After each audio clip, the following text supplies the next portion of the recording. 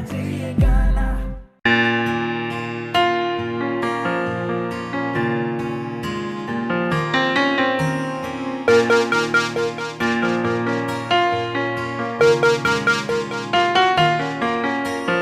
एक झलक तोहे देखे लागी, तोहरा पीछे पीछे भागी। हर चेहरा में तोहर है चेहरा, लौकेला जब नींद से जागी। लागे हमारा संगे कोनो शरारत हो रहल बा। तोहरा आदत हो रहल बा, तोहरा आदत हो रहल बा, तोहरा आदत हो रहल बा, तोहरा आदत हो रहल बा।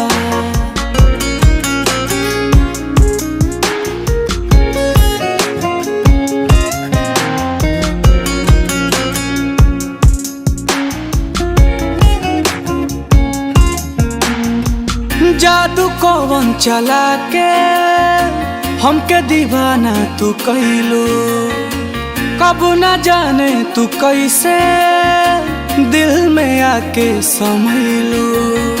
आज पता लागल बा लोगवा इश्क में कैसे होला पागल। धीरे धीरे तोहर सब कुछ हमके अच्छा लागे लागल। हुस्न के सब रंग के इनायत हो रहल बा। तोहरा आदत हो रहल बा, तोहरा आदत हो रहल बा, तोहरा आदत हो रहल बा, तोहरा आदत हो रहल बा।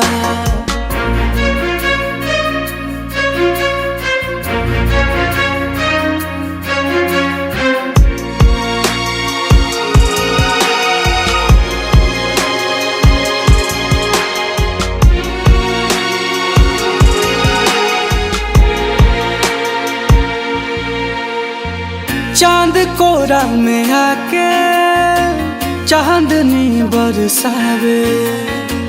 ख्वाब हो की हकीकत केहू हमके बतावे।